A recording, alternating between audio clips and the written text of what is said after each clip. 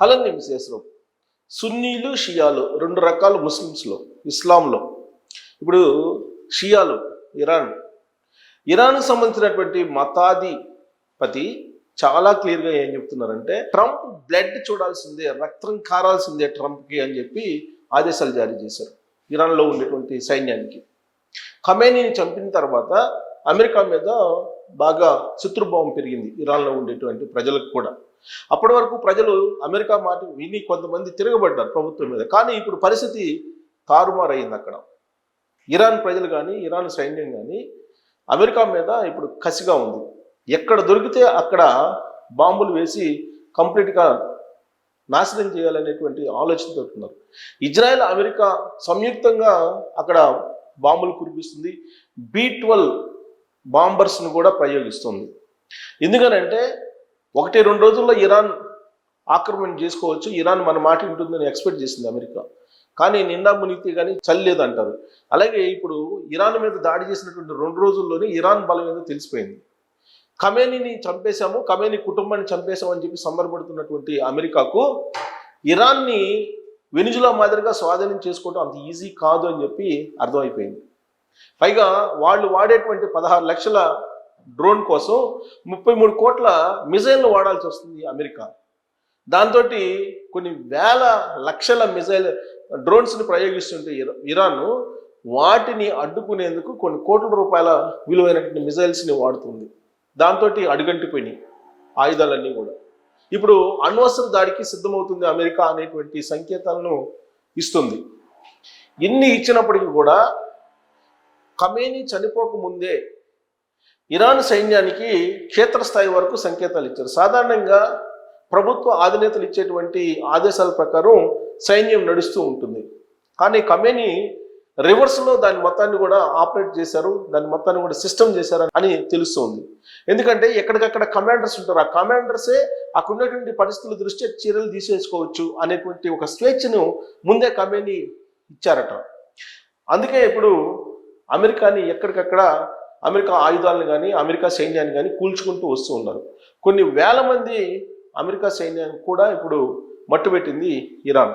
అంతేకాదు అమెరికాకు సపోర్ట్ చేస్తూ అమెరికా అణ్వాయుధ స్థావరాలను ఏర్పాటు చేసుకునేందుకు సహకరించినటువంటి చుట్టూ ఉండే గల్ఫ్ దేశాల మీద కూడా దృష్టి పెట్టింది. దుబాయ్ని ఆల్మోస్ట్ కుళ్ళముడిసింది ఇరాన్. యాక్చువల్గా దుబాయ్ ఒక ఆర్థిక కేంద్రంగా ఎదుగుతున్నటువంటి రోజులు ఇవి. ఇలాంటి పరిస్థితుల్లో ఇప్పుడు మిజైల్స్ తోటి ఇరాన్ మిజైల్స్ తోటి దుబాయ్ మొత్తం నాశనం అయిపోయింది, కుప్పగూలిపోయింది ఒక రకంగా చెప్పాలంటే. మరోవైపు ఖతర్లో ఉండేటువంటి అమెరికా రాడార్ని ఇరాన్ మిజైల్స్ ఇరాన్ డ్రోన్స్ టోటల్గా కొలాప్స్ చేసేసాయి, ధ్వంసం చేసేసాయి. దీనికంటే ప్లాన్డ్గా వ్యూహంగా ఇరాన్ ఏం చేసిందంటే GPS-ని కంప్లీట్గా ఆపేసింది. యుద్ధానికి ముందే ఆపేశారు. చైనాకు సంబంధించినటువంటి నావిగేషన్ తీసుకున్నారు, దాని ద్వారా మొత్తం ఆపరేట్ చేస్తున్నారు. అమెరికాకు సంబంధించిన సైన్యం ఎటు కదలాలన్నా సాంకేతిక పరిజ్ఞానం అవసరం. ఇప్పుడు ఇరాన్లో ఇంటర్నెట్ లేదు, నావిగేషన్ లేదు, ఎటు వెళ్ళాలో తెలియదు అమెరికా సైన్యానికి, ఎక్కడ మిజైల్ వేయాలో తెలియదు, ఇరాన్ డ్రోన్స్ ఎటు వస్తాయో తెలియదు. ఇలాంటి సిచ్యువేషన్లో అయోమయంలో గందరగోళంలో ఉండిపోయింది అమెరికా సైన్యం, అమెరికా ఇజ్రాయెల్ సైన్యం. ఎలా పడితే అలా ఆయుధాలని ఉపయోగిస్తూ ఉన్నారు. చివరికి ఇరాన్ యుద్ధాన్ని ఏ విధంగా ఆపాలి విజయవంతంగా అనే దాని మీద ఇప్పుడు తర్జన భజన పడుతూ ఉన్నారు. మరోవైపు యుద్ధం ఇప్పుడు ఆగిపోదు, 4 వారాలు పడుతుంది అన్నారు. 4 వారాలు కాదు, 4 నెలలు పడుతుందని చెప్పేసి ఇప్పుడు చెప్తున్నారు. దాని ఫలితంగా ప్రపంచంలో ఉండేటువంటి అనేక దేశాలు ఆయిల్ సంక్షోభంలో చిక్కుకుంటాయి. అందుకే భారత దేశానికి భారత ప్రభుత్వానికి ఇప్పుడు అమెరికా అనుమతించింది రష్యా నుంచి ఆయిల్ని దిగుమతి చేసుకోవడానికి. రష్యా మీకు ఏం అవసరమైనా మేము ఉన్నాము అని చెప్పేసి భారతదేశానికి హామీ ఇస్తుంది. కాబట్టి ప్రచారంలో బలంగా ఉన్నటువంటి ఆయిల్ రేట్లు పెరుగుతాయి అనేది అవాస్తవం. పెట్రోల్ డీజిల్ రేట్లు పెంచాల్సినటువంటి అవసరం లేదు. భారతదేశానికి అవసరమైనటువంటి ఆయిల్ దిగుమతులని రష్యా నుంచి పంపించబోతున్నారు. ఇంకొక విషయం ఏంటంటే హార్మూజ్ జలసంధిని ఇరాన్ మూసేసింది. ఎవరికి మూసేసింది అని అంటే భారతదేశానికి కాదు, అది క్లియర్గా చెప్పింది. భారతదేశానికి సంబంధించినటువంటి ఆయిల్ నౌకల్ని తీసుకొచ్చుకోవడానికి అనుమతిస్తాము అని చెప్పి ఇరాన్ చెప్పింది. కాబట్టి హార్ముజ్ నది నుంచి దాదాపుగా మనకి 40% మొత్తం దిగుమతి అవుతున్నటువంటి ఆయిల్లో ఉండేటువంటి వాటా అది వస్తుంది. మనకి ఎలాంటి ఇబ్బంది లేదు. ఆ విషయం ఇరాన్ చెప్తుంది. రష్యా నుంచి దిగుమతి అయ్యేటువంటి ఆయిల్ని మీరు తీసుకెళ్ళొచ్చు అని కూడా చెప్పింది. సో కాబట్టి ఇరాన్ భారతదేశం పక్షాన ఉంది. అలాగే చైనాకు కూడా అనుమతిస్తుంది ఇరాన్. ఇప్పుడు తాజా అప్డేట్ ఏంటంటే ఖమేనీ మృతికి సంతాపం కూడా ప్రకటించింది భారతదేశం. ఇప్పటి వరకు న్యూట్రల్గా ఉంది, అసలు ఏమీ స్టాండ్ తీసుకోలేదు. ఇరాన్ ఇజ్రాయెల్ యుద్ధం మధ్యలో ఏమీ చెప్పలేని పరిస్థితుల్లో భారతదేశం ఉందనేటువంటి విమర్శలు సోనియా గాంధీ గారి నుంచి, రాహుల్ గాంధీ గారి నుంచి, అలాగే ప్రతిపక్షాల నుంచి వస్తూ ఉన్నాయి. కానీ సమయం సందర్భం చూసి నరేంద్ర మోడీ గారు ఆచితూచి అడుగులు వేస్తూ ఉన్నారు. ఇప్పుడు ఇరాన్ యుద్ధాన్ని ఆపేయాలని చెప్పి చైనా చెప్తుంది, రష్యా చెప్తుంది, భారతదేశం కూడా చెప్తుంది. నరేంద్ర మోడీ గారు తాజాగా ఏం చెప్తున్నారంటే యుద్ధాలతోటి సమస్యలు పరిష్కారం కావు, యుద్ధాన్ని ఆపేసి చర్చల ద్వారానే పరిష్కారం అవుతాయి అని చెప్పి చెప్తున్నారు. మరోవైపు ఖమేనీ వారసుడు ఎవరు అనే దాని మీద చర్చ జరుగుతుంది. అక్కడనేటువంటి ఆ దేశానికి సంబంధించినటువంటి సుప్రీం లీడర్స్ ఏం చెప్తున్నారంటే మధ్యవర్తిత్వం వహించడానికి అనేక దేశాలు వస్తూ ఉన్నాయి, యుద్ధాన్ని ఆపడానికి తాము సిద్ధంగా ఉన్నామని చెప్పి ఇరాన్ సంకేతాలు ఇస్తుంది. అసలు అమెరికా ఇజ్రాయెల్ యుద్ధాన్ని స్టార్ట్ చేసినటువంటి మరుసటి రోజే తెల్ల జెండాని ఎగరవేసింది ఇరాన్ అని చెప్పి చెప్తూ ఉన్నారు. మరి తెల్ల జెండాలను ఎగరేసినప్పటికీ కూడా యుద్ధాన్ని ఎందుకు కొనసాగిస్తున్నాడు ట్రంప్ అని అంటే, ట్రంప్ యొక్క ఉద్దేశం ఏంటి? వెనుజులా మాదిరిగా ఇరాన్ కూడా తమ ఆధీనంలోకి తీసుకోవాలని ప్రయత్నం చేస్తూ ఉన్నారు. అందుకే యుద్ధాన్ని కొనసాగిస్తూ ఉన్నారు. కానీ అంత ఈజీ కాదు ఇరాన్ని ఆక్యుపై చేయడానికి, ఇరాన్ని తమ గుప్పిట్లో పెట్టుకోవడానికి అనేది ట్రంప్కి అర్థమవుతుంది, అమెరికా కూడా అర్థమవుతుంది. పెంటాగన్ కూడా చెప్పింది. పెంటాగన్ నివేదిక ప్రకారం, బ్లూంబర్గ్ నివేదిక ప్రకారం, న్యూయార్క్ టైమ్స్ రిపోర్ట్ ప్రకారం అమెరికా దగ్గర ఆయుధాలు అయిపోయినాయి, ఇప్పుడు మళ్ళా తయారు చేసుకునేటువంటి పనిలో ఉంది. ఉన్నటువంటి ఆయుధాలనేమో ఉక్రెయిన్కి ఇస్తుంది. మరి ఇప్పుడు యుద్ధం చేయాలంటే కొత్త ఆయుధాలు కావాలి. మొన్నటి వరకు ఇజ్రాయెల్కి సప్లై చేసింది, ఉక్రెయిన్ సప్లై చేసింది. ఇప్పుడు యుద్ధం చేయడానికి వాళ్ళ దగ్గర ఆయుధాలు లేనట్టు పరిస్థితి. అందుకే ఇప్పుడు మళ్ళీ రక్షణ ఉత్పత్తులు తయారు చేసేటువంటి సంస్థలతోటి అత్యవసర సమావేశం పెట్టుకుని ట్రంప్ ఇమీడియట్గా యుద్ధ ప్రాతిపదికన మిసైల్స్ తయారు చేయాలనేటువంటి ఒక లక్ష్యాన్ని ఆయన పెట్టుకున్నారు. అయితే ఇరాన్ మాత్రం ఏం తగ్గట్లేదు. ఇరాన్ సరైనటువంటి సమాధానం చెప్పడానికి సిద్ధమవుతుంది. దీంట్లో భాగంగానే ఇప్పుడు ఏం చెబుతుందంటే, ఒక యుద్ధ నౌకని నిన్న ముంచారు, ఇరాన్కి సంబంధించినటువంటి యుద్ధ నౌకని అమెరికా ముంచారు. 24 గంటల్లో మళ్ళీ ఇరాన్ అమెరికాకు సంబంధించినటువంటి దాని మీద ప్రతీకారం తీసుకుంది అని చెప్పి చెబుతున్నారు. హిందూ మహాసముద్రంలో ఇరానియన్ యుద్ధ నౌక ఐరిస్ దేనాపై దాడి జరిగిన కొన్ని గంటల తర్వాత ఇస్లామిక్ రెవల్యూషనరీ గార్డ్ కార్ప్స్ ఉత్తర పర్షియన్ గల్ఫ్లో ఒక అమెరికన్ ట్యాంకర్ను ఢీకొట్టినట్లు ప్రకటించింది. అంటే ప్రతీకారం తీసుకుంది. ఈ మేరకు రాయిటర్స్ పేర్కొంది. రాయిటర్స్ రాసిందంటే ఖచ్చితంగా ఏదో ఒకటి ఉంటుంది. ఉత్తర పర్షియన్ గల్ఫ్లో అమెరికన్ ట్యాంకర్ను ఢీకొట్టింది. అమెరికా నౌక మంటల్లో చిక్కుకుందని ఇరాన్ మీడియా తెలిపింది. శ్రీలంక తీరంలో ఐరిస్ దేనాపై జరిగిన దాడికి అమెరికా ఖచ్చితంగా మూల్యం చెల్లించుకుంటుందని ఇరాన్ విదేశాంగ మంత్రి హెచ్చరించారు. అమెరికా ఇరాన్ మధ్య తీవ్రస్థాయిలో యుద్ధం జరుగుతుంది. ఈ నేపథ్యంలో హార్ముజ్ జలసంధిని మూసివేస్తున్నామని, అక్కడి నుంచి ప్రయాణించే నౌకలను పేల్చివేస్తామని ఇరాన్ ప్రకటించింది. అనంతరం శ్రీలంక సమీపంలో ఇరాన్ యుద్ధ నౌక ఐరిస్ దేనాపై అమెరికా దాడి చేసి ముంచేసింది. దీంతో గల్ఫ్లోని అమెరికా ట్యాంకర్పై దాడి చేసి ఇరాన్ ప్రతీకారం తీర్చుకుందని మీడియా కథనాలు వస్తున్నాయి. సో శ్రీలంక దక్షిణ తీరంలో తమ యుద్ధ నౌకను ముంచిన 24 గంటల్లోనే ఇరాన్ ఏం చేసింది? అమెరికా ట్యాంకర్ పైన దాడి చేసింది. అంటే ఏమాత్రం తగ్గేదేలా అంటుంది. సో ఇక్కడ ఇరాన్ బలం ఏంటి?